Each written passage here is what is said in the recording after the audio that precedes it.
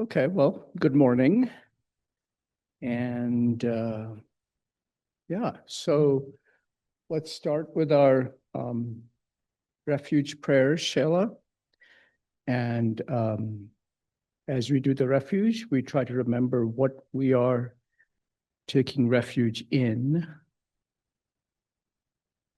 So, if the Buddha Dharma appeals to you, then, maybe the historical Buddha, our gurus, or your guru, your Lama. Um, and then, of course, the guru or the Buddha that we will become, right? So that's one, if the Buddha Dharma appeals to you. Otherwise, I've also been told by my teachers, like, for example, you know, um, you can, if you don't want to be a particular, I don't know what the word is, faith, maybe? I don't know. Then you can also imagine, like, a space of goodness, right, in front of you, in which one is taking refuge, so that one can bring that virtue and goodness into our own hearts, right? So that's one, and then so the prayer is refuge and bodhicitta. I think it says that, and generating bodhicitta. So bodhicitta part is where we remember that our wants and desires are no less important than others, right? So whoever that might be, especially that annoying person in front of us. So so we try to remember them, and that we are on this path so that we improve ourselves, and by extension and directly and indirectly, we are improving others' lives, right? So that's the refuge and bodhicitta. So we'll do it once in English and twice in Tibetan. I go for refuge until I'm enlightened to the Buddha, the Dharma, and Sangha. By my virtuous, sorry, it's a different one. By the merits I create through listening to the Dharma, may I become a Buddha to benefit all living beings. Sangye chodang soki chognam la, jangchu bardu dagni kapsuchi, dagi chunyen gi peso nam gi, drola penchir sangye drupar so. Sangye chodang soki chodam la, jangchu bardu dagni kapsuchi, dagi chunyen gi peso nam gi, Zola Penchir Sangye Drupa. And then today, so yeah, actually, let's do our meditation. Where's the little dinger? Oh, there it is. So we'll do it for 5 minutes, and we'll just do a concentration meditation. So you can use the breath, as the object. You can use, whatever else is your teacher has given you as the object.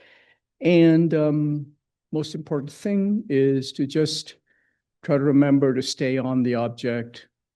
And if we forget, and if we find our mind, somewhere else in the middle of our meditation, just gently bring it back.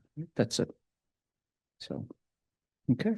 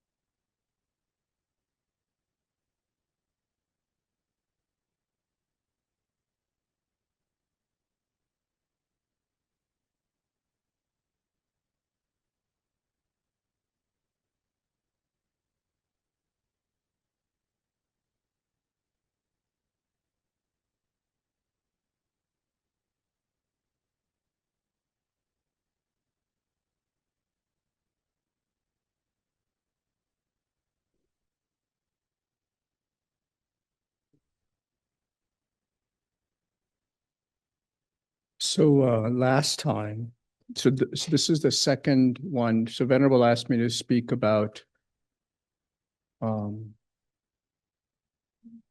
lamrim, its importance, and how to meditate on it, right? So last time we had spoken, we had talked about, by the way, I've forgotten my iPad with my notes, so I'm going to just totally wing it. I've never been one of slides anyway, so partly because so when teachers come with slides, I have a hard time with it because I spent so many years in companies and I was a very senior member, so I had plenty of slides of others and of my own to last me many lifetimes. So anyway, but I am prepared. Nevertheless, so last time we spoke about just kind of a brief introduction to the lamrim, and I can't give you more than that in this forum or here because we just don't have enough time.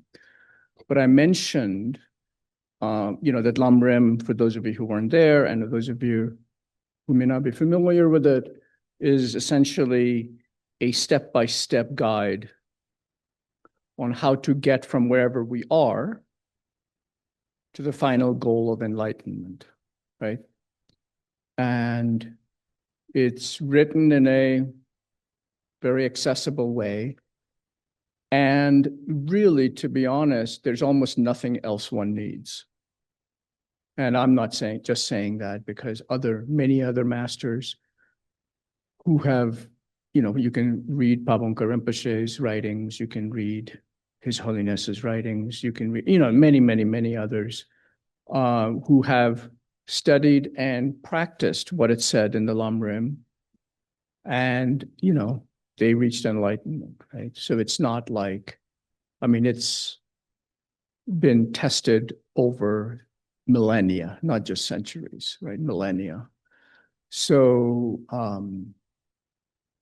so it's basically a step-by-step guide, just like going up steps in a ladder or in a staircase. And it's really just if one is serious in this endeavor, right? And I'm assuming most of you who are here have been coming for a while now. So I'm assuming you are serious in this endeavor. Then,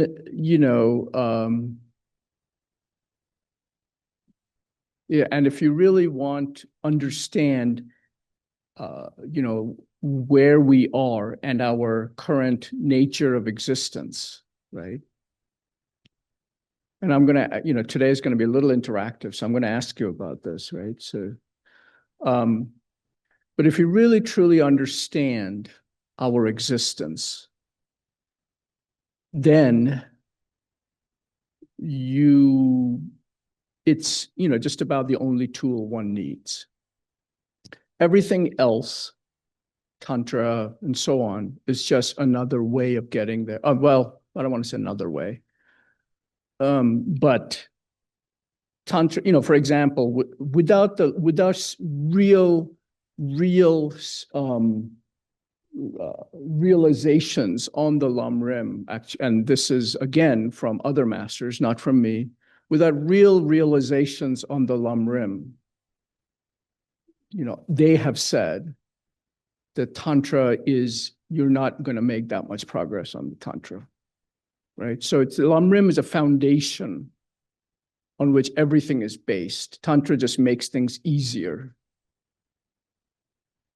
Because if we still are consumed by attachment and desire,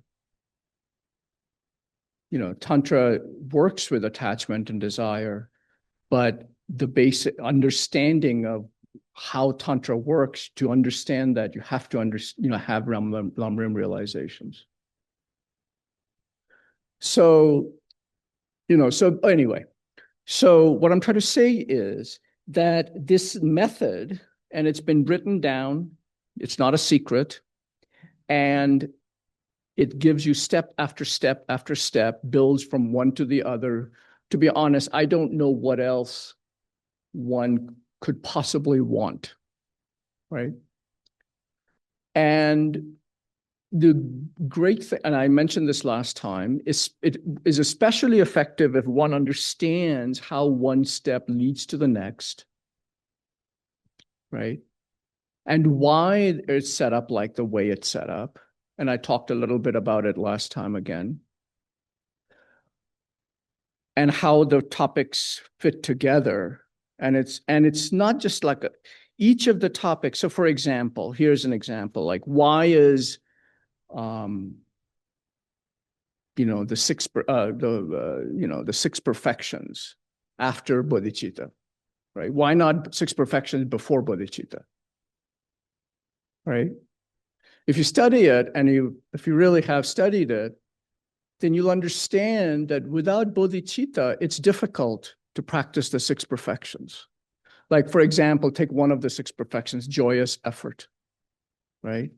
If you are going to have true enthusiasm, you know what I mean? Enthusiastic effort, right? Where you're not doing something because it's a grind or because your teacher told you or because you just have to do it because it's, whatever, you know what I mean? You have a power through it. That's not the bodhisattva's effort, right? The bodhisattva has joyous effort. Why joyous? It's because the bodhisattva understands, has realizations of bodhicitta. He knows or she knows that why he or she is on the path is to help other beings, right? And if you understand, and if you have real realizations of that, where that's part of your makeup, if you will, then joy just it comes as you don't have to try that hard, right? That's why bodhicitta is there before six perfection, because if you have bodhicitta, you also practice ethical discipline, because you know that, you will, why you're on the path. You're not going to, have anger and malice because it affects other people. So that automatically gives you ethical discipline, right? Ethical discipline, patience, generosity, joyous effort. The other two are a little different, but we'll go, we'll go into that. But the point is that, and also the other beautiful part of this is that joyous effort, patience, generosity, all the perfections, they also feed into bodhicitta, right? The more you do all these other things, your bodhicitta also grows, right? So it's not just like, it's actually like a spiral. I actually drew this diagram once for someone, but how to kind of conceive of this thing. It's not like a step by step. It is a step by step. You progress from one to the next, but at every step, you come back to where you were again, right? So it's all kind of works together. So every step you're on, it also feeds into all the other steps, right? For example, if you have bodhicitta, which is almost at the end of the lamrim, right? Which is on the end of the lamrim. If you have bodhicitta, then you also treasure your human life, which is the beginning of the lamrim. Right? You're not going to throw it away, right? You're not going to, you're not going to waste your time. So like that, and then if you have precious human rebirth, that also works towards, so that's how it all kind of fits together. But if you have that understanding, then you have this kind of, you have this awe, if you will, of what the path really is like. And that helps you, motivates you also towards in continuing on that path, right? It gives you confidence, and it gives you you see change, and and that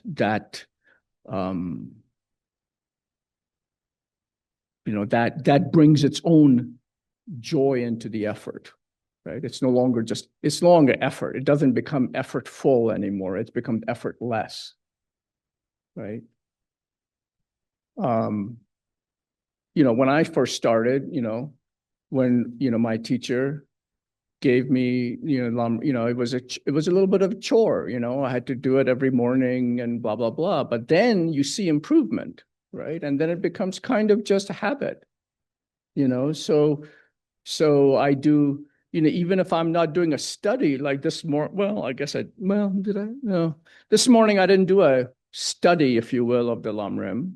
Most mornings I do, but this morning I didn't do a study of the lamrim, but I did one of my prayers is basically a run through of all the steps of the lamrim, right? So I kind of spent about 2 minutes on it, right? So, but I do it because I know why it's useful, right? Why it's helpful, why so all those things. Anyway, so that's what we kind of worked, I spoke about last time.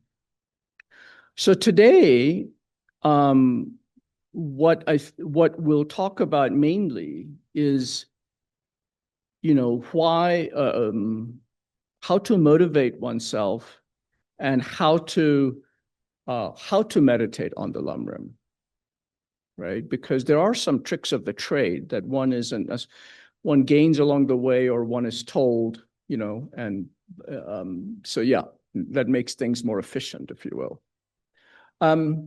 So anyway, so one of the things I started with is I mentioned that if you understand how we exist, the nature of our existence, then one really understands why the path works the way it does, why the path works. And also, the path itself, right? So what they'll tell you, so I wanted to ask you a question, and since there's only one mic, because I'm using this, and so what I'll do is when you say something, I'll repeat it for the people on the audience. Oh, okay, great, thank you. Okay, yeah, they can. Okay, great. So what I wanted to ask you was, people talk about, or teachers talk about, that our nature of existence is in the nature of, they use the word suffering, which is not a good translation really, but it is, this basic cycle we're in and so on, right? So my question to you is, and anyone online can join, my question to you is, are you in the nature of suffering right now? Do you think that, you're sitting here, right? Or, today, this morning so far, or yesterday, whatever, right? Has been in the nature of suffering.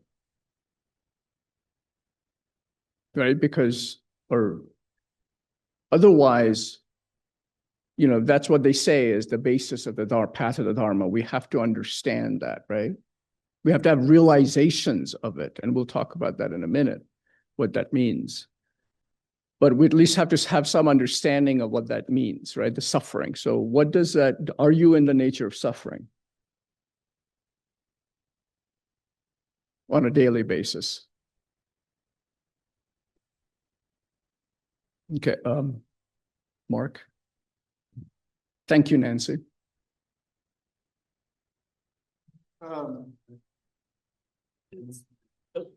Sorry.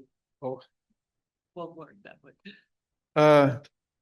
I've been in hell all week, but I sort of had a breakthrough this morning, and then I had a cup of Venerable's delicious coffee. And so at this moment, I'm not. Okay. But all week long, oh my gosh. Oh my gosh. Okay. All right. Okay. So now you're not. All right.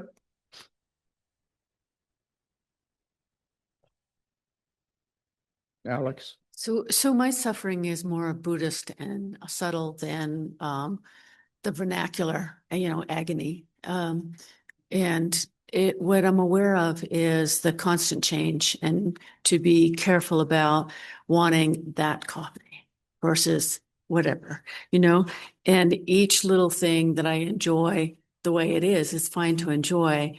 But when I find myself enjoying it with a sense of, I've got to have more of this, where can I get it? And then, down that little rabbit hole. So that's the suffering for me, is those rabbit holes.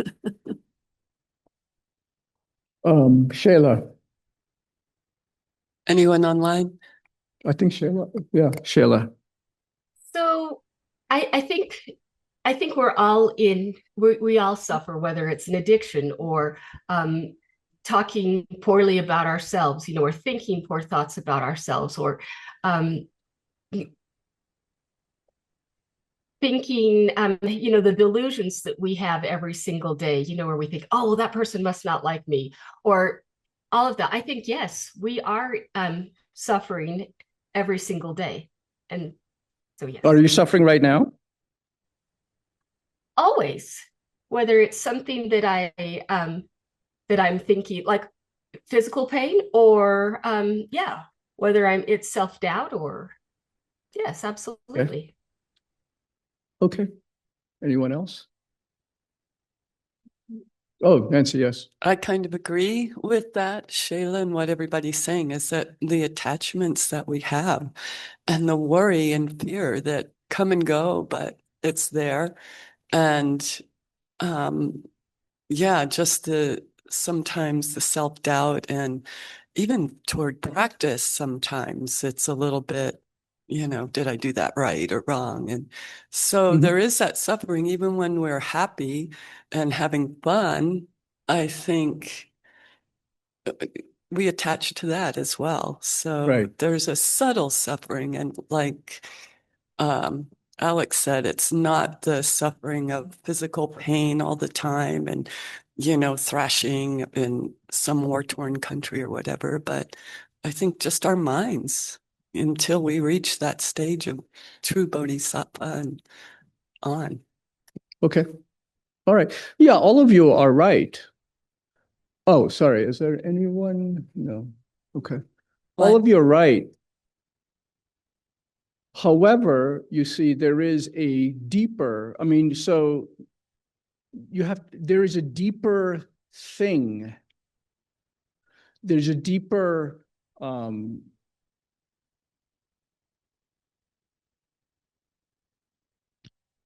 way that we are in suffering.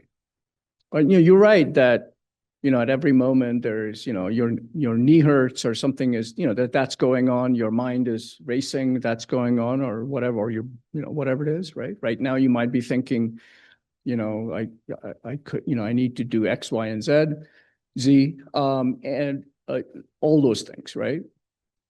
So there's that.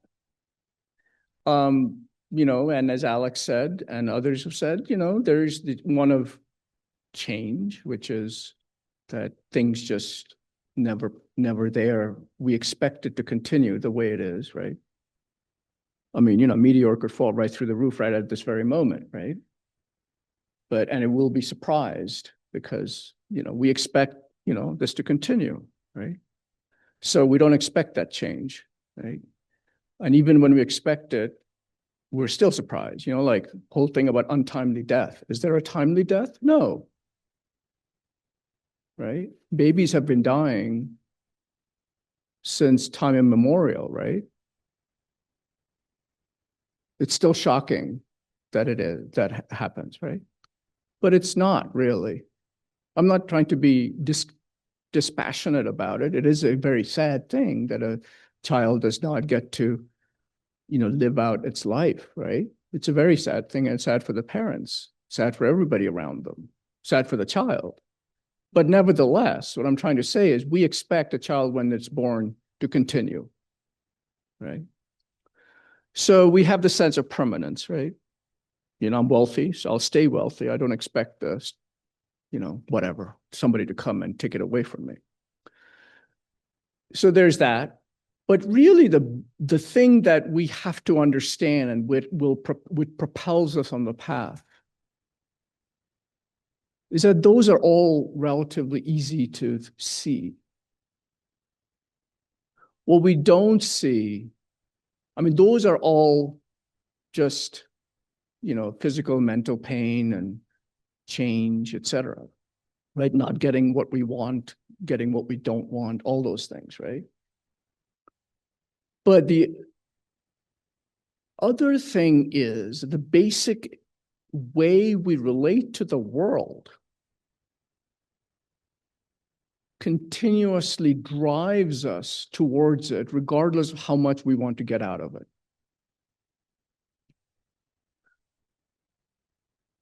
So take an example, right? Take an example of love, right? The idea of love that we have. You know, whether it's romantic love or friendly, you know, platonic love, whatever it is, like, right? Friend. You know, do we really love that person without attachment? Right? Because if or do we love that person because they continue to behave in a certain way when they're around us? And the true test is, if they leave tomorrow and no longer love us, will we continue to love them? You know, that can be your partner, that can be your friend, that can be whoever, it doesn't matter, right? I mean, that's the real test. So the way we relate with attachment and with distrust, or no, whatever the opposite of attachment is, aversion, right? And continually, you know, and along with attachment comes wanting to control the other person, control, you know, what they're doing, control how they are, right? All those things, what it does is it creates this habit of continuously wanting to do it over and over again, right? Someone mentioned, you know, like if having chocolate is never enough, right? You want more. I mean, every single thing, the thing is that every single thing that we want creates the conditions for continuing to want it. I mean, think about it. Right? See if you can find something that you want, that once you have it, you're satisfied and you no longer need it.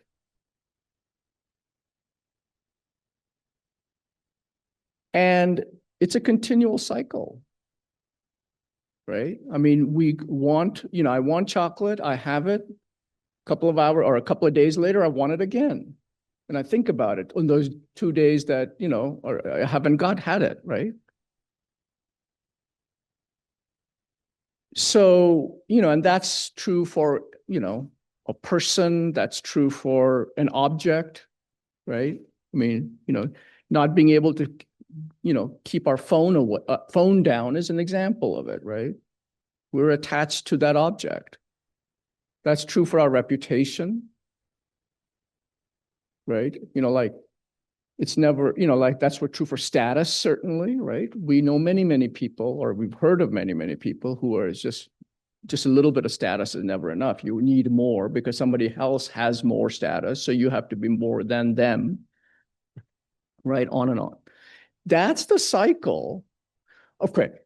So there's that, right? That's going on underneath it all, right? And because of that, our life is never content, never peaceful. Because how can you have contentment if you are wanting something all the time, right? It's not to say that we're not supposed to enjoy anything. That's not true at all, right? The Bodhisattvas, the Buddhas, the gurus, I mean, they enjoy life continuously. You can see that whenever they're, you know, when they're continuously laughing, right? They're laughing at everything, right? Because they just see the world like a child sees the world. Because they don't have this attachment behind everything. They're content with whatever happens. If it's something good, great. If it's not something good, well, it'll change, right? Or they're not worried about the outcome, right? So that's one thing. The second thing, the bigger problem with this is that if it were just this life, that would be great. You know, we're done. Who cares, right? We're continuously creating this attachment forces us. We are willingly, it's not like somebody's making us. There's no person or being that's making us take rebirths. We are willingly, taking rebirths over and over again because, like, let's say that you have an attachment to coffee, right? Mark had this wonderful 2 cups of coffee this morning to get rid of his hellish week. It was you, well, both of you. Okay. So let's take the coffee as an example, right? So, this life ends and I'm in the bardo. That attachment to coffee isn't gone, right? There's no Starbucks or whatever, wonderful Colombian, dark roast, etc. From, that's going, so how do I get it? I have to take rebirth. Hopefully I get a human rebirth, so I appreciate coffee for other and other reasons, not just coffee. But regardless, and I don't have a choice there either. I mean, we don't know which attachment will arise, so we might be born as an animal or worse. But at least, but that's what we're doing, right? We're creating this habit in our mind stream continuously. The mind doesn't end when this thing ends, right? This body ends. So, and maybe you're saying, okay, well, I'm not sure I believe that, which is fine. But then, do the meditations in the lamrim. See if you can come up with another alternative. But in any case, so we have to understand that every action, me sitting here right now, I haven't overcome my delusions, right? I'm not an arhat. So I have delusions right now. I have afflictions, mental afflictions, right? Right now, as I'm sitting here, I'm creating, my mind has the seeds for taking, for continual karma and rebirth. And we're just totally unaware of it. I mean, we can run away from it. We could say, well, I don't really care. This is, which is fine.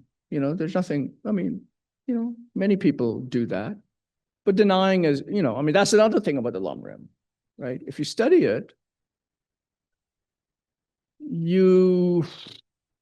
as I think one of my friends, I think Karuna might have, though some of you know Karuna, right? Karuna might have said this. He said, I think he said once, like, he said, when I first met the lamas, I was so carefree and everything, right? But then I got, I understood how all this worked. And I'm like, it's a hassle. I can't just like go to the bar and just drink and just drown my sorrows, because you can't run away from it. You can't run away from reality, right? So there is that burden, right? Once you have realizations of the lamrim, it's a good burden in a way because you don't see it as a burden. Rather, you see it as a reason to continue, right? But your eyes are opened and you see how one sees how one really is, right? So that forces us, so that makes us want to be better, so for the people of the small scope, the lamrim is in 3 scopes, right? So lamrim is addressed to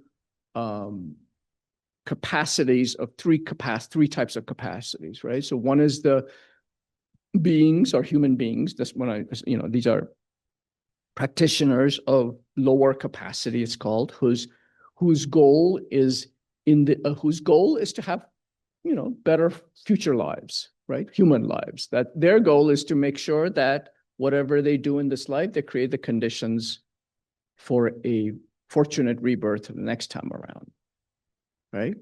Which is a very, that's more than the vast majority of people are doing, right? So that's a very laudable thing. Then the people who are in the middle scope, so these people who are in the small scope, they understand how human rebirth works, how how they mustn't waste this life, how their future life may not be as pleasant as this one, even if they have a hellish human life in war and so on. It's still actually much more fortunate than anything else that they could possibly have, if they have met the Dharma, that is. So so they understand all that, and because of that, they take refuge. They realize that the Dharma is they realize that they need to fix things, right? They have a disease, if you will, and that the Dharma is the medicine, and that there is a cure, right? So they are working towards, keep having fortunate rebirths, right? And make progress. Then there's the ones of medium scope who have all that, of course. They realize all that. But then on top of that, they realize this nature of existence that I was talking about, where they're continuously taking how karma works, right? And they're continuously creating the causes for future rebirths, but still with totally diluted, right? I mean, the small scope people, they're creating causes for fortunate rebirths, good, human rebirths next time, but not free of delusions, right? I mean, they'll still have all the problems that we have, all the relationship problems, all the health problems, all the worries, all the anxieties, all the insecurities, all the low self-confidence, all the bazillions of mental and physical problems that we have. So they'll still have that, right? If you're in a human rebirth, human rebirth. So the ones who are middle scope, they're like, well, I got to get the hell out of here, right? And so their goal is nirvana, personal liberation, right?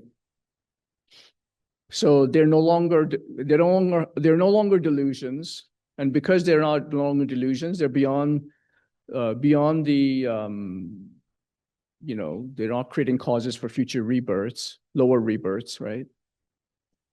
So they will they will just live in peace and etc. And then there are those who realize that even if you've removed your delusions, you still have all these imprints from before, right? I mean, right? You've removed all your delusions right now, right? So you no longer have anger, you no longer have attachment. So you have perfect ethical discipline, you have all that stuff. So you're no longer going to come back as anything. I mean, you can live in, your mental continuum continues, right? So you live in the ether, if you will. And you're perfectly happy, right? In peace. But you see, the previous imprints are still there, right? You haven't removed that. So at some point, at some point, you're going to fall back down again, right? So those are, and then they also realize that everyone else is like them. And so they are on the bodhisattva path where they're removing all their imprints of previous imprints that they've created. And I'm simplifying. Venerable is probably back there thinking, okay, this isn't right, this isn't right, this isn't right. But I'm just, I'm really simplifying here. But in any case, and they're on the bodhisattva path, and their goal is Buddhahood, right? Enlightenment, which basically means not just nirvana, personal liberation, because they have, personal liberation. Those who are on the bodhisattva path to Buddhahood, they get personal liberation on the way. It just comes, it's not like you can avoid it, right? It's just, like going from here to, I don't know, wherever, if you're going from here to California on I-40, you're going to go through Flagstaff. Unless you really try hard around, but I don't think there's that many ways around Flagstaff. But nevertheless, personal liberation just happens on the way, but that's not their goal. Their ultimate goal is enlightenment, because they have this incredible compassion that, where they take the responsibility not just for their own liberation, for everybody else's liberation, right? Now, so those are the three scopes, right? Now, if you understand how suffering works, the nature of our existence, I don't like the word suffering, so I'm trying not to use it. The Sanskrit word is dukkha, and it doesn't really translate into suffering very well. But the nature of our existence, the basic nature of our existence, if we understand that, then, the path becomes very, very clear. It becomes crystal clear. The motivation to be on the path becomes crystal clear. And that's why it's so important to really understand, to really have realizations of the nature of our existence. And so this is a good segue. What does realization mean? Right? You might have heard this. So in the Western world, well, in the modern world, we're all, and especially in the West, we're all very well educated. Right? And so we all study, we can, we really can think analytically, et cetera, right? But you see, those aren't realizations. They're just intellectual understanding. One way to think about it is that I'm sure you think that anger is destructive, right? I mean, would anybody here online say that anger is, okay, let's not go into justified anger and so on and so, let's leave those subtleties aside for the moment, right? But, just in general anger, I think all of us would agree that anger is destructive, right? But why do we still get angry? We know that. It's not rocket science, right? And even if we're in the middle of anger and we know we're angry, we still stay angry, right? So even if we progress a little bit and have a realization, like we have some mindfulness that, okay, I'm angry right now, but I will still continue to get more angry or stay in anger. That's not, see, that's, so you can think on your life and you can see whether or not, same with all the other afflictions, right? Jealousy, pride, whatever it is, doesn't matter. So you can look in your life and look in your current state, and you can just ask, these afflictions, are they correct? Are they good to have? And you say, okay, no, it's not good to have. But then why do you still have it? It's because the understanding is all up here, right?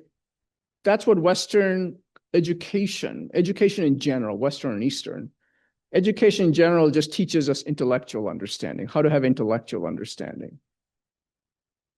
But this is not about intellectual understanding. It's about changing our mind, right? The mind is not an intellectual thing, right? Our brain, you could say, is an intellectual thing. Our mind is not an intellectual thing.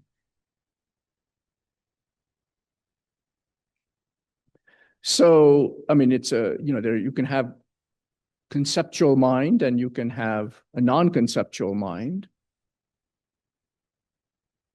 And most of the time, but the conceptual mind at the end of the day is only about intellectual thought, right? It's not, so realizations means that something you have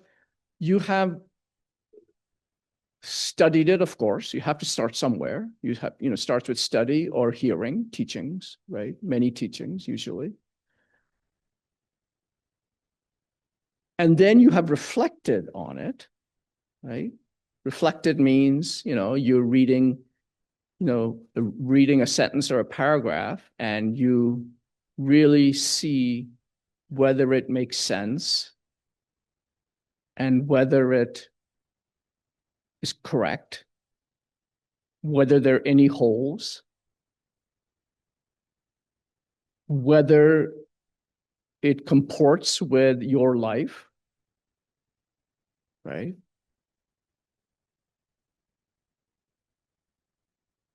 And, to really get have this moment of, yes, that is true for me, right? And you that's the reflection, but that's still not enough. People reflect all the time, right? I'm sure you reflect, right? I mean, if you're reading Shantideva's text, which I was going to bring today, but of course I forgot. But, or any other text, and he says something about anger, right? Like, for example, one of the things in the chapter on patience, he says that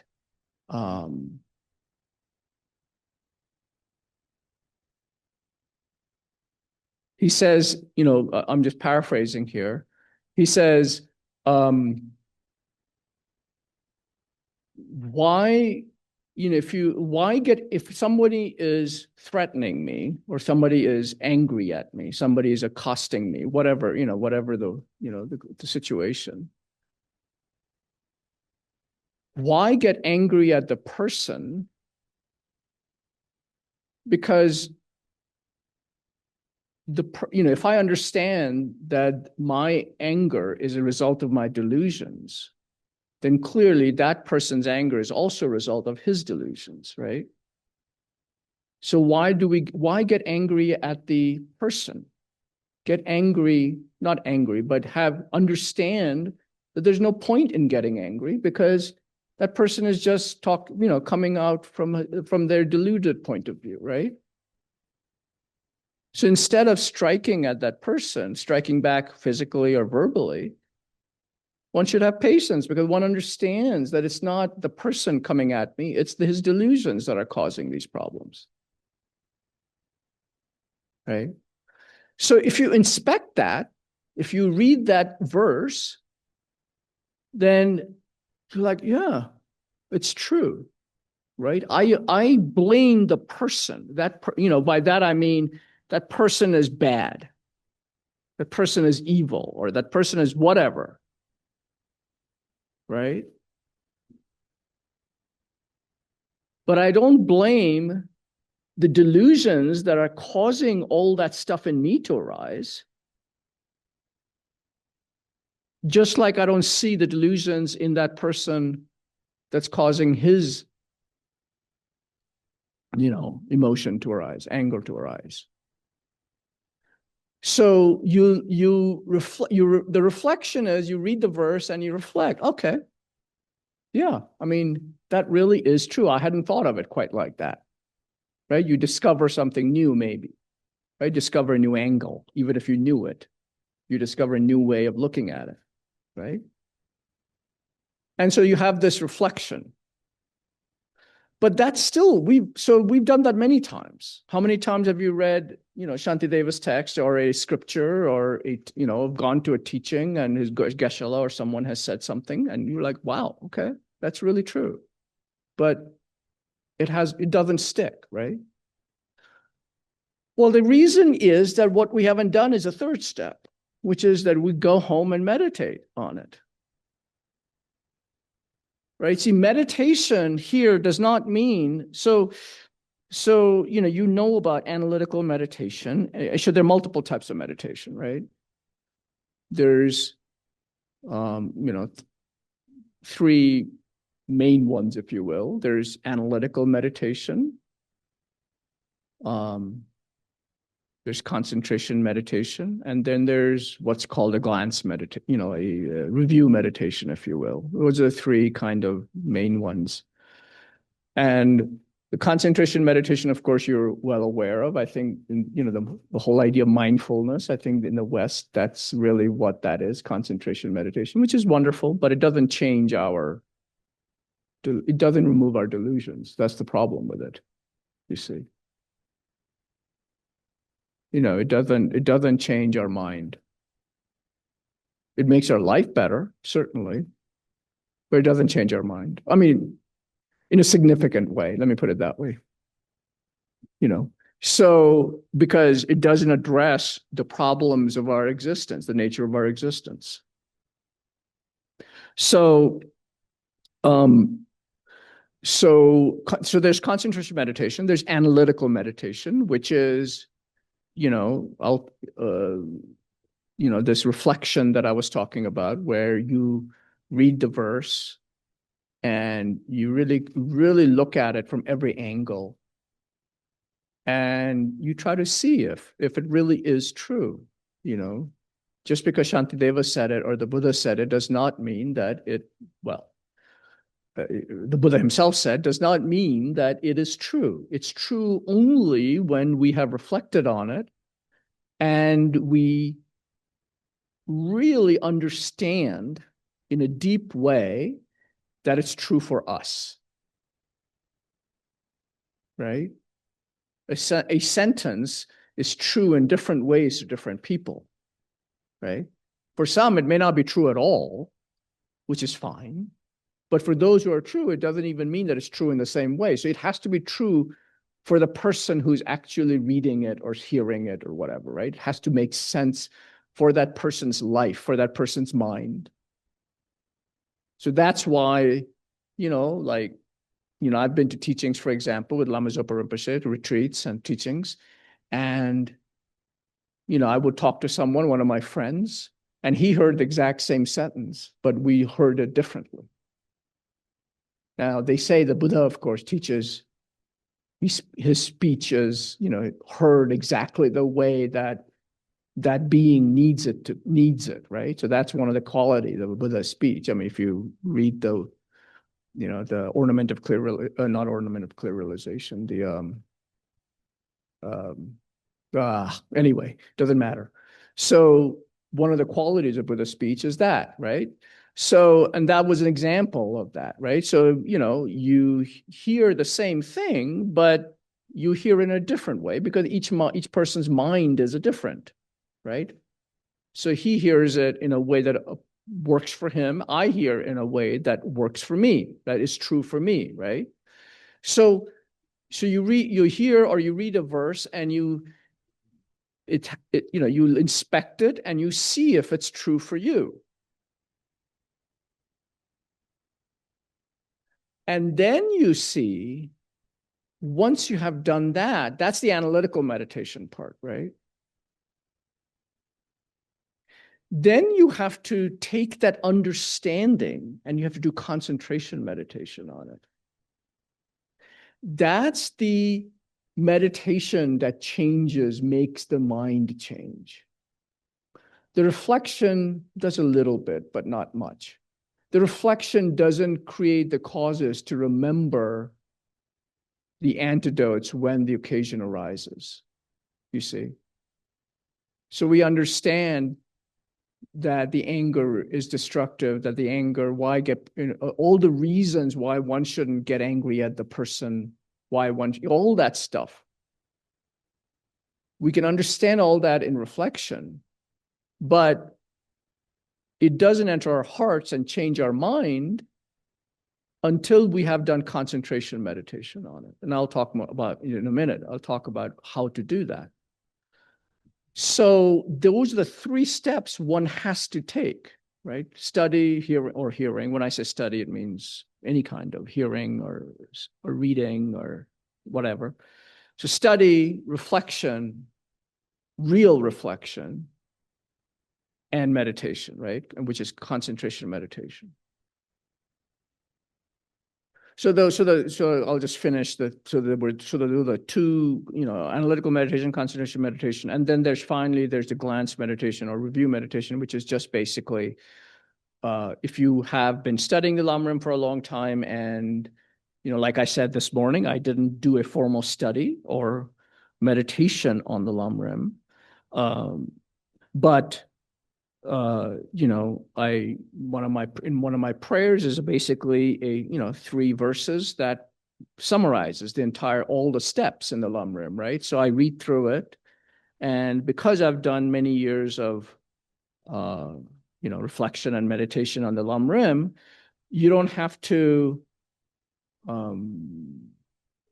do the analytical meditation to get to that mindset where, you're like, in other words, you've done the work already. So when you read the word, your mind automatically just remembers, right?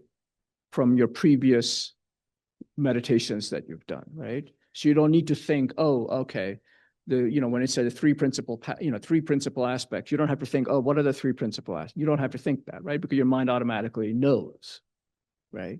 So that's called a review review meditation. Like, for example, when you read Foundation of All Good Qualities, which I forgot again, Shayla, we'll try to do it today.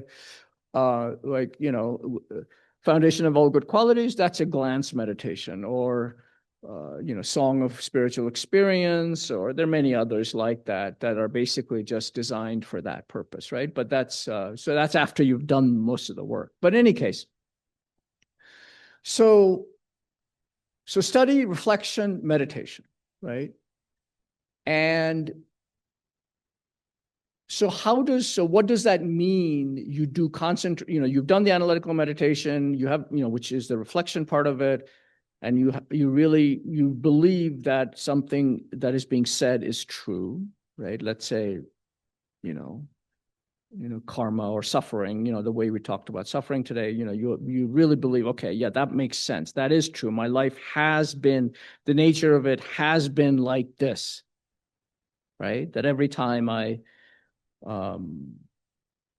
want something, I keep wanting it more. It's never enough. Let's say that's the understanding, right? So and you reflect on that and you say, okay, that really is true. Then to generate the realization, I said that you have to do the concentration meditation on it, right? What that means is that's when you have already done the analysis, so you no longer, so I'm talking now about the mechanics of how to meditate, right? To actually create realizations, to change our minds, not just create intellectual understanding, right?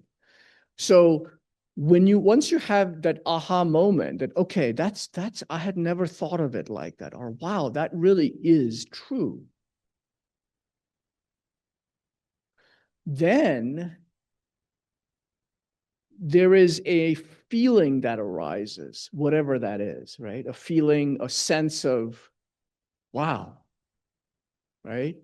Or if you're meditating on bodhicitta, there's a warmth in your heart, or or if you have, you're meditating on emptiness, there's this kind of space-like quality that arises, whatever it is, right? Then you focus on that feeling, not on the thought of, yeah, my life, my nature of existence, blah, blah, blah. You've done all that already, right? And you have this feeling now of, wow, it's true. Or, aha, whatever it is. I can't speak. I only know what it feels like for me. So you take that, then you have that feeling, and just like you were meditating on the breath this morning or a few minutes ago, right? With focusing your mind just on the breath, you do the exact same thing with that feeling. So you focus on that feeling. Wow. It might be for a split second that it arises, that wow feeling, but you try to extend it as much as you can. And then, of course, it'll dissipate because we don't have perfect concentration, right? It'll dissipate. And when it dissipates, you do whatever as little as possible as you need to generate that feeling again. Right? So you think, you bring up your nature of existence. Maybe you have to, hopefully you've done enough work so that you don't have to go through the entire process, because that destroys that concentration, that destroys that feeling, that previous remembering consciousness, that recollection of feeling that you have the previous time. So Hopefully I'm not confusing you here. So you've already, meditated, you've spent a couple of seconds, let's say, on that feeling. It starts dissipating. And right before it truly dissipates, you do whatever little bit of analytical meditation again, that reflection, to bring up that aha or wow sense again. Right? And then you settle on that again. Right? Over and over and over again, however long you have or however little time, doesn't matter, 2 times, 3 times, 10 times, 20 times, whatever it is, however long your session is, depends on, up to you. But that's how you see, and they don't talk about it so much. It's not like I'm some meditation master and I'm telling you stuff that because I'm such great meditator. It's not that. It's because my teachers, in this particular case, this specific instruction came from Venerable Rene, who got it from, I can't remember now from whom he got it.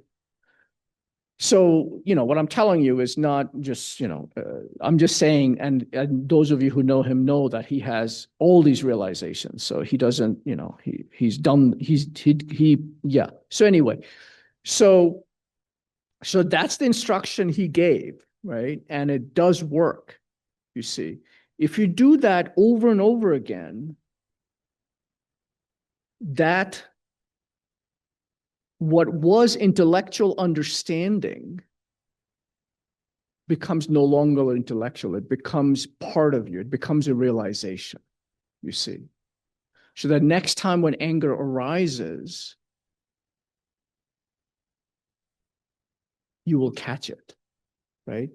You will remember immediately why it's just, you don't have to think, go through all this analytical meditation of why is it destructive? Why is it so harmful? All that stuff. You don't have to do that because it arises automatically, right? Now, it doesn't happen overnight, of course, right? But but if you do it consistently,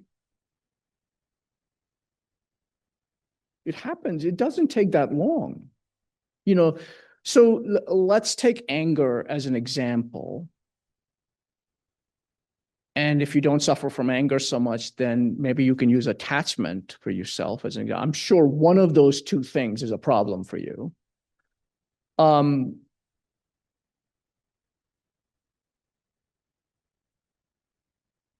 If you do this, meditation like this process, that's what I'm talking about. I'm talking about the mechanics of this, how this works, how to make it realize, how to go from reading something and hearing something to actually gaining realizations on it, right? And change the mind, right? Because that's what Buddhism is about, right? Nothing else. At the end of the day, like I said that last time, right? End of the day, if somebody asked me in an elevator once, they saw me in my monk, I wasn't a monk then, but nevertheless, they asked me, we were talking about, somehow Buddhism came up and they said, what is Buddhism about? I said, 2 words, mental transformation. That's it. Everything else is just, ornamentation, right? And so if you want mental transformation and you're interested, then study, reflection, and then that type of concentration meditation that I mentioned. And if you do that, it doesn't take that long. You will have realizations, whether you like it or not. It's like going to the gym again, right? Whether you want to gain muscle or not, you're going to gain muscle if you're lifting weights. I mean, it's just no way around it. It's automatic. And it doesn't take that long because it's like, if you do it consistently, that's the most important thing, consistency. If you do it consistently for a few minutes every day, like 10 minutes every day, I guarantee you that within a month or 2, you will have some realization. Maybe less, depending on what your karmic, what your previous work you've done, right? But it doesn't take that long. It also depends on how deep-rooted your anger is, right? I mean, of course, right? If it's really deep-rooted, it takes longer. But what I'm trying to say is that, the main thing that's stopping us is because we don't understand how it works. First of all, we don't understand why. We don't understand truly, what we talked about, our nature of existence, how it really works, right? We really don't truly understand it. That's also a realization. If you study the lamrim and you study the chapters on, precious human rebirth specifically, and karma and suffering, right? You will have realization. And if you again reflect on it, right, you will gain realizations of this nature of existence. You will know exactly how every moment we are in that suffering and we're creating further causes for the same suffering. Even when we're doing something with the best of intentions.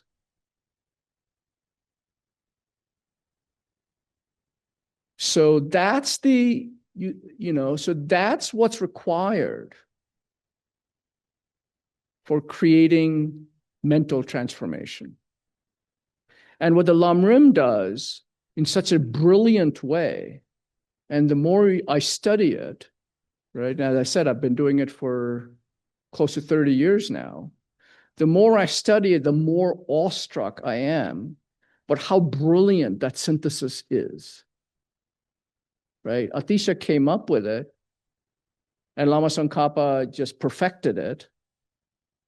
But it's brilliant in the way that it's structured and how it works.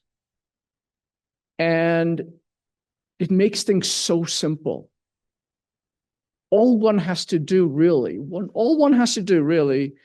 is to every day to spend a little bit of time, even if you have time to just for one paragraph, it's fine. You study it, you reflect on it, and you focus on it in that process of concentration meditation that I spoke about, right? And there will be change. Your life will become better. It'll, and so the first step, like the first thing that's going to happen, I'll tell you, by the way, one thing, okay, let me, before I go there, how to do that analytical meditation. This is an important part. One thing I skipped. So when you're doing that reflection, so you read, you heard or you read the verse, and, you're doing that analytical, you're looking at it and you say, okay, it's true for me. But to get to that true for me part, you see, what's really, really important is not that it's just true, what's written, but that I can't disprove it. You see, you have to do that exercise to try to poke holes in it. You really that's the most important part, actually. It's easy to accept something because it's there on the page, because somebody you respect is saying so, right? But you have to make it really true for oneself, you have to really try to disprove it. Try every single possible, I try to think of counterexamples. Is there some example that I can come up with? How wild it might seem, right? What about aliens? However wild it might seem, you try to see whether or not it's not true for that, And that's how you have that aha moment that I talked about, right? That wow, or that aha, that feeling that really this is true, right? And that's what the Buddha talked about, right? When I spoke last week about don't take my word because you have reverence for me. Accept it only if you have chewed on it like you would do a piece of gold. Like if, back in India, I don't remember my mother doing that when she bought gold, but she didn't chew on it. But you used to if it's 24 carats, it's pretty soft, right? So you actually chew, you like bite into it, right? Actually, my mother did do that. I remember now. So you can tell if it's 24 karat versus 22 versus 18. Yeah. So anyway, so like that, right? So you have to chew on it to really, to disprove, you have to disprove it. That's how you gain that aha moment. So that's really, really key. So that's the reflection. And then I spoke about the meditation. Yeah. Okay. So if you do that and with consistency, and you don't just go through like, okay, like this is what we tend to do for intellectual work. We just tend to like, yeah, I'll read one paragraph. Yeah, that makes sense. I'll go to the next paragraph. Yeah, that makes sense. I'll go to the next paragraph. And like chapter by chapter, I just keep going to, it's like a novel, right? So you don't do that. So to build that consistency, what you do is that, let's say you have some certain topic that you're working on. So like the lamrim starts with guru devotion and precious human rebirth. Let's say you're working on precious human rebirth, right? And it talks about the freedoms and the richnesses. And, then there's 10 freedom. God, I'm going to probably get this. I always get it wrong, 10 and the 12, which one's 10 and which one's 12. I think it's 10 freedoms and 12 richnesses. Is that right, Venerable? 8 and 10. Well, there you go then. As I said, I don't have that much realization, but nevertheless, 8 and 10. So 8 freedoms and 10 richnesses, and the 8, but like there's ways of dividing up the 8. So anyway,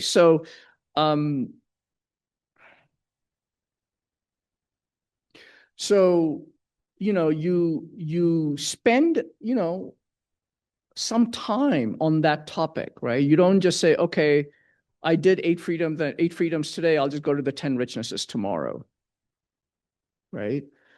To build that, so you have to kind of, work on the same thing for some period of time to have that, because you want that aha moment. You want to continue to build that aha moment every single day, right?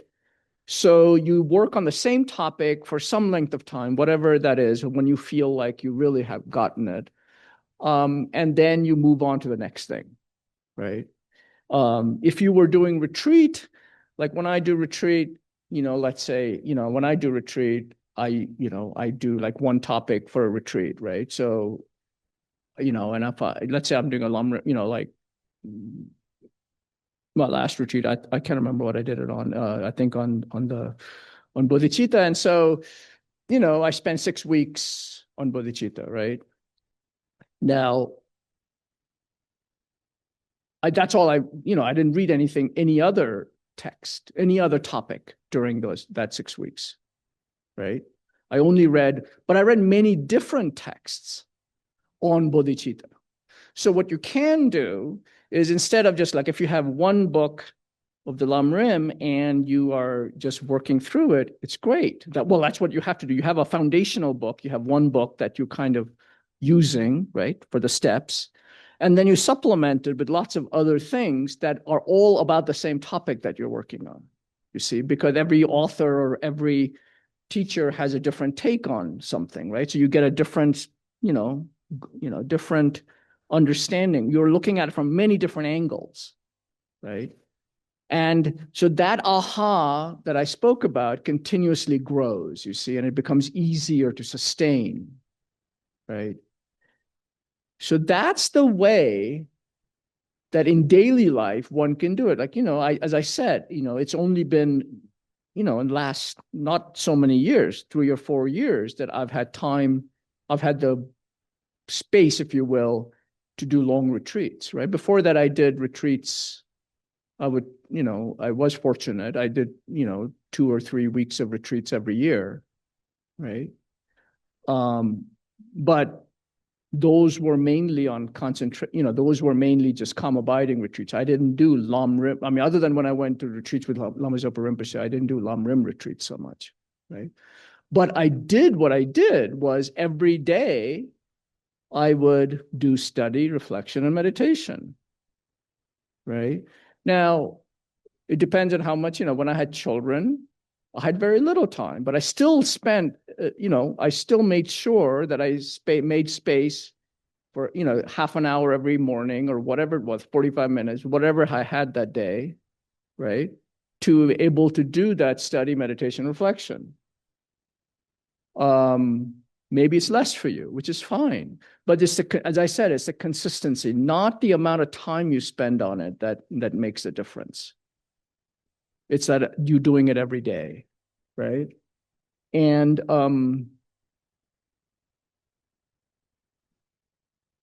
you will see your life becomes more peaceful, even if the world around you is not. You know, you can't, you know, the people around me were not any more peaceful, right? They were the same as they were always were. So actually sometimes worse. But my life became more peaceful. Why? It's because there was mental transformation in my own mind. I can't control how other people are, right? But you see, if I am peaceful, then I am not causing further causes for the other person to also get more angry. You see what I'm saying? You know, they can only resist me if I put up a fight, right? If I'm not putting up a fight, they can't, you know, it's like, you know, what do you call it? Like, you know, hitting water with your fist, right? You know, there's not much reaction, right? So so others start behaving differently around you, right? So so in those two ways, they work together. You've worked for, you know, you made your mind more peaceful because you don't get angry so much. So that's helpful, certainly. But other people don't get angry at you as much either because of that, because they see the change, right? So in all those ways, life becomes easier, right? It really does. Rinpoche used to talk about this. I didn't believe it until, I mean, I believed it in the sense that he said so, and I trusted him, so I believed it in that way. But I really didn't truly believe it until I saw it in myself, right? And yeah, I mean, people are going to be just as crappy as they always were. But my life doesn't have to be crappy. So, since I forgot my notes, did I remember everything that I was going to say? Yeah, I'll just stop here for now. I think the most important thing is just to make the space and the time.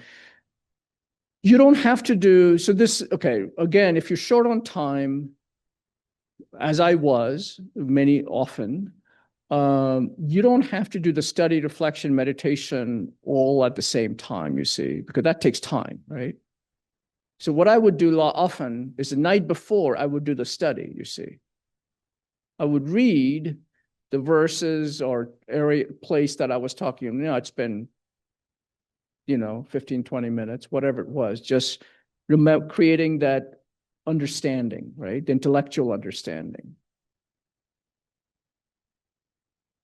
And I would try to do a little bit of reflection if I could.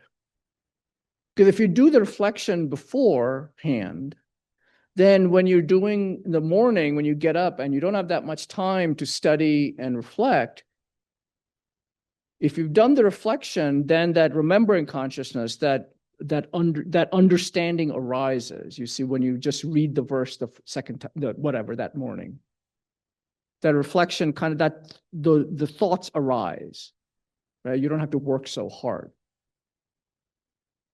You know, there are things like that one can do to make it more time efficient, right?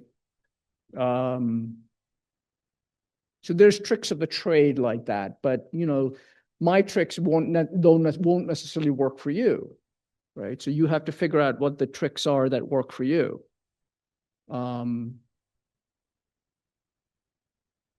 the last thing I was going to say, yes, is that what also supercharges it is if you're able to, let's say once a month, be able to take a day, even a day, or a weekend if you are able to, if not a day, where you just focus on that, on the lamrim, whatever topic you're on at that time, right? And just spend the day on that. You know, you can if your house is, chaotic, then, like you're sharing a house with somebody, or, there are many scenarios, right? You can go to the library. I've done that, right? You can go to the library and, it's quiet there, and you just find a corner, and you just, focus on what you need to do, right? Or you go to the park if it's a nice day. But the most important thing, again, is that focus.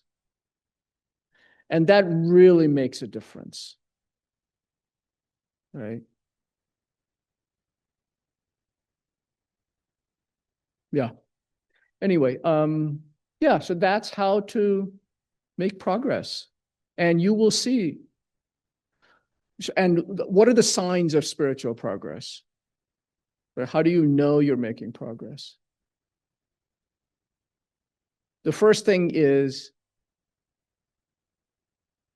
that when your delusions arise, when your anger arises, you will be aware that it's arising, even if you can't do anything about it.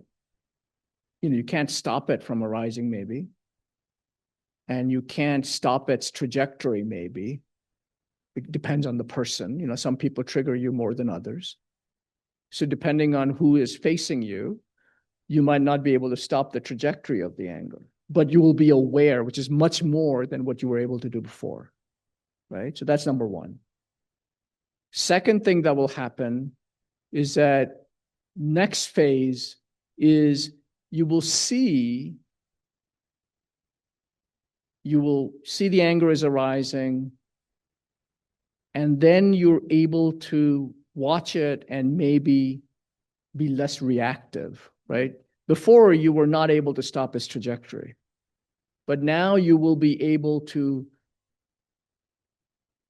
stop its amplitude, the volume, the whatever you want to call it, right? The severity, you know what I mean.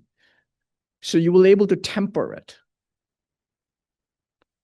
Third phase is anger may still arise, but because you have created the space with the mindfulness and being able to temper it, you now remember the antidotes. Because you have studied Shantideva, you can remember, he said, the person is also arising out of anger, his delusions. So what Shantideva said, don't get angry at the person. Realize that this is, and I've created the karma. All the many ways you can study Shantideva's text, and you can see many ways to what the angles are, different angles to approach. Some work better for you, some may work better for me. But you remember the antidote, so then you're like, I can apply. Then you can apply the antidote. You see, and then the fourth step is anger doesn't arise. You will notice at first with people who trigger you less, but they still trigger you, right? And so you have less anger arising less often with the person who doesn't trigger you so much. Anger still arises with the person, all the time with the person who triggers you a lot, but you can apply antidotes. And over time, you see that, your anger just dissolves, right?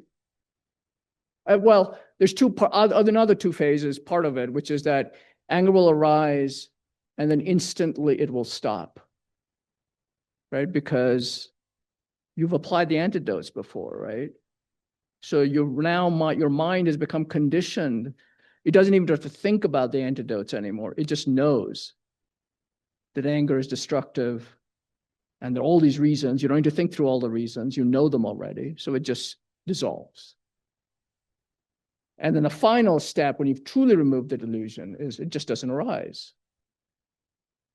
Right? I can't say that for me about anger, but I can say that about other things that have happened. Right? So I haven't conquered anger, which is okay.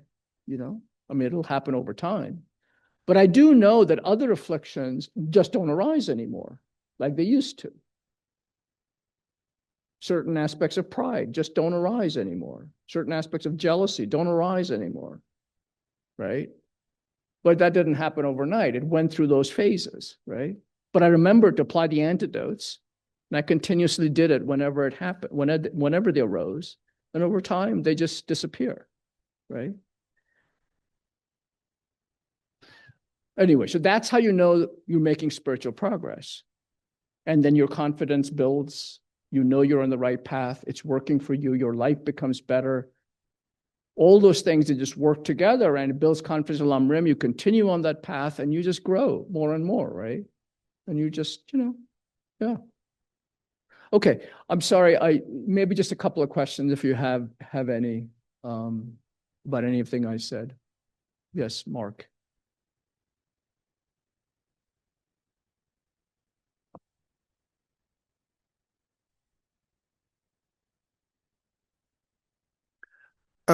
In my practice, that final phase of the meditation of digging deep down into those ideas and seeking the truth. I mean, you got to be open, and maybe you won't find what you're expecting to find, but digging down is so fabulously, incredibly valuable. Not even just about whatever it is you're digging into. It could have weird effects, on completely different areas, completely different subjects. Just, gosh, so healthy and beneficial to my practice.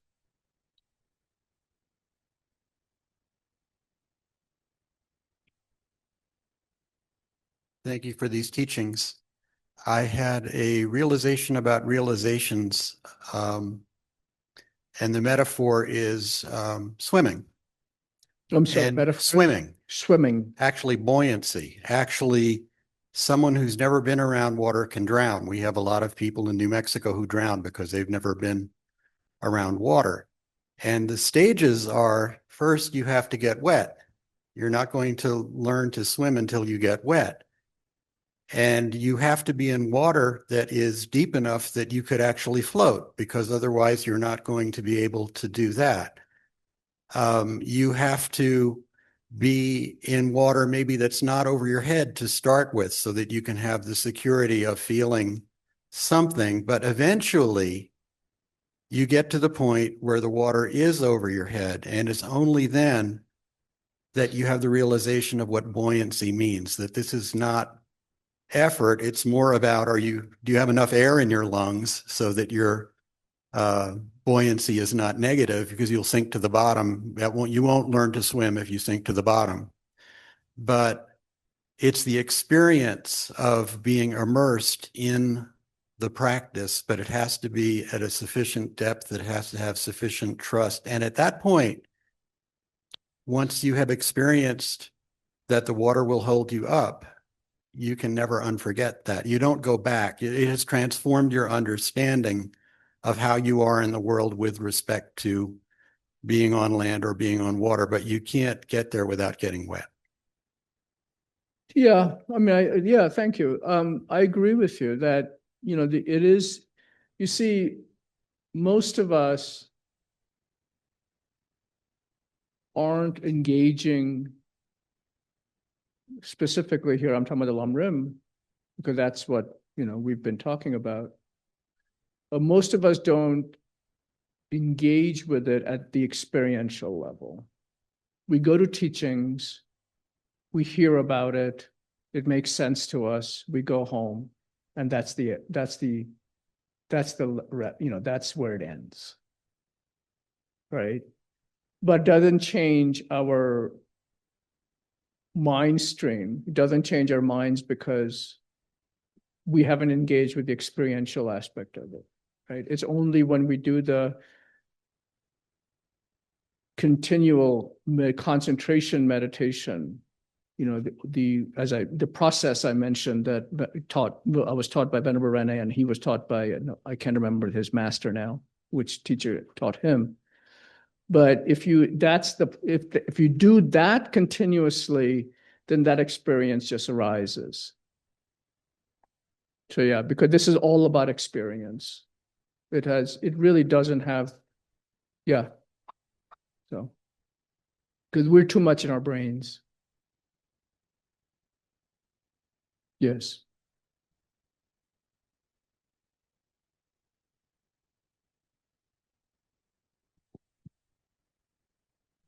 Grateful to be here and thank you for these teachings today.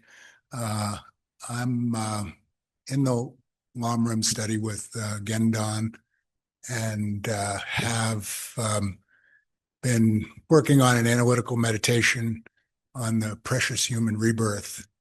And in the analytical part of it, being sort of a numbers-oriented person, I see the world population going from 1 billion to 2 billion to 6 or more. And I sort of bring in that there seems like an awful lot of blind turtles finding the gold ring. And you brought up aliens. Aliens has been one of the things I've gone off into. Are we walking among aliens? Are we walking among demigods? It just I'm trying to find the faith in the precious human rebirth, and these things nag at me. And I know it's late, but And I thought I'd they- just take a chance that you might have a comment or two. Yeah, and they will nag at you, right? You know, and even now I have doubts. I actually bring up my doubts to force them to the surface, right? And to make them, try to engage with them. And yeah, I had, so I'll tell you. So if you really read the lamrim, that statement that the world population, the human population is going up, and so they have, it's a turtle that has reached the golden ring, is not quite true. So if you remember, since you brought this up, the analogy is that the turtle comes up once every 100 years, right? So that's to the top of the ocean, right? So that's how often you have a human birth, right? And it's a blind turtle, right? Thank you, Mary, but I wasn't going into all the details, but yes, it's a blind turtle because it's blinded by delusions and so on, right? So the turtle comes, so once every 100 years it gets to the top of the surface, right? And then for those of you who don't know, there's a yolk, golden yolk, that's floating around in the ocean at random, so, and I'm not going into all the analogies here. You can read the lamrim. So it comes up, and the symbolism of the golden yolk, though, you see. So, so you have 8 billion people who have gotten human rebirth. They've come to the surface, right? But that's not precious human rebirth. That's just human rebirth. What makes it precious is the golden yolk, which is the yolk of the Dharma, you see. Okay. So if you really, and I've done this analysis because I'm like you, when I was starting out, I had all these doubts, and I did the analysis. I actually did like how many people died, like I did the whole because I was a mathematician, computer scientist in my previous life. And I did the whole calculation in my head, right? I would do this in my analytical meditation. And among those 8 billion people, I can guarantee you there's probably very few in the tens of thousands who are truly have received the Buddha's teachings. And among those tens of thousands, there are very, very few. And the other part of the golden yolk is that the reason it's a golden yolk is they have received the Lama Tsongkhapa's teachings, the lamrim specifically. So among those tens of thousands, or let's say 100,000 who have heard of the Buddha's teachings, there's only a few thousand probably who have heard of the lamrim, right? So it's actually not what you think, it's very, very rare. And then on top of that, you have to think about there's 8 billion people. There's probably 8 billion beings just in that, whatever, a couple of acres that are, that the center has right here, right? The ants, all the ants and all the insects and all that stuff, right? So it's, when you think about the vastness, I mean, if we really concentrate on it, it's incredible how rare a human birth is. And then on top of that, how rare it is to have met the Buddha Dharma. And then on top of that, how rare it is to have met the Lama Tsongkhapa's teaching, which specifically talks about, the lamrim teachings. Right? Well, that's very helpful because I hadn't really considered that there's human rebirth and the precious human rebirth. Oh, yeah. I mean, I had thought of the recruits, if you will, from, the ants and the insects. You guys are studying the middle length lamrim, right? Well, we're just moving. Oh, you just moved into it. Oh, okay. From Gurudevas. Yeah. So you haven't, I haven't studied the middle length so much. I've studied the Great Lamrim and then other commentaries, especially Geshe Sopa's, but there is a Geshe Sopa's commentary, which is incredible if you get a chance to have it. But anyway. Well, thank you. That will move me along a little bit. Right. So yeah, so you can do the analysis. And actually, Buddhism, if I read recently, where was it, an Economist or somewhere? I can't remember, is actually there are fewer Buddhists, self-professed Buddhists now than there were 10 years ago. So anyway, okay. I think that, yeah, so let's finish. Shayla, sorry if I went over. Shayla, if you would put up the dedication prayers, please.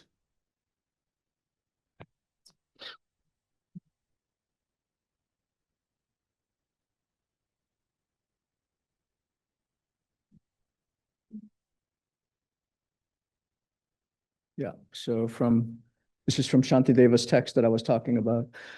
May all beings everywhere, plagued by sufferings of body and mind, obtain an ocean of happiness and joy by virtue of my merits. May no living creature suffer, commit evil, or ever fall ill. May no one be afraid or belittled through the mind weighed down by depression.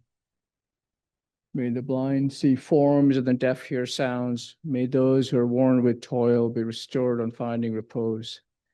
May the naked find clothing, the hungry find food. May the thirsty find water and delicious drinks. May the poor find wealth, those weak with sorrow find joy. May the forlorn find hope, constant happiness and prosperity. May there be timely rains and bountiful harvests. That effective and wholesome prayers bear fruit. May all who are sick or ill quickly be freed from their ailments. Whatever diseases there are in the world, may they never occur again. May the frightened cease to be afraid and those bound be freed. May the powerless find power. People think of benefiting each other. More space remains for as long as sentient beings remain. Until then, may I too remain to dispel the miseries of this world. And we'll do His Holiness's long life prayer. And if you will also, it's think of your own gurus, long lives, and that they continue to remain in this world to help us and guide us, and that Lama Zopa Rinpoche come back quickly. Well, he has already come back. We just don't know who he is.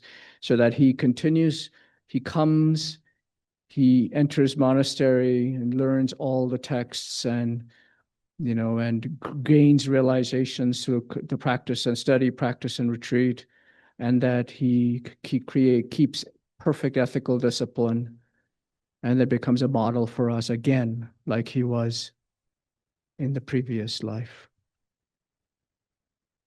In the land encircled by snow mountains, you are the source of all happiness and good. All-powerful Chinrezig Tenzin Gyatso, please remain until samsara ends. By the way, I said he, but I might be a she. So, I just wanted to make sure you understood that. So anyway, okay, well, thank you very much.